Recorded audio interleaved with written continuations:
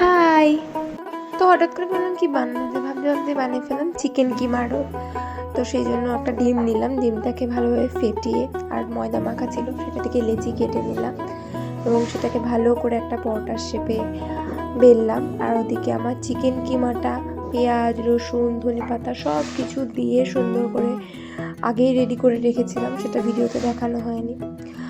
তো সেটা একদিকে রাখা ছিল। আর এইটা আমি লাচ্ছা পরোটা করব বলে আর সেই মতো করে আবার সেটাকে কেটে একটা শেপ দিলাম, শেপ দিয়ে ভালো করে একটা শেপে এনে সেটাকে সুন্দর আস্তে আস্তে করে বেললাম যাতে শেপটা না চলে যায়।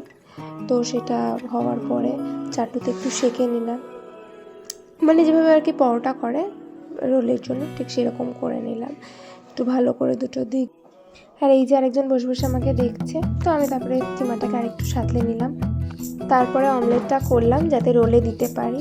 তো সেটা হয়ে যাওয়ার পরে এই যে ঠিক এরকম হলো, তারপরে তার উপর দিয়ে চিকেন দিলাম, মিউনিস দিলাম, টমেটো সস দিলাম, চিলি সস দিলাম এবং আরেকটা জিনিস দিয়েছিলাম সেটা আমারটাই দিইনি যদিও বা, ধনেপাতা চাটনি দিয়েছিলাম, সেটা আবার অন্যভাবে বানানো, বাদাম বাটা, কাঁচা আম সব কিছু দিয়ে বানানো হয়েছে।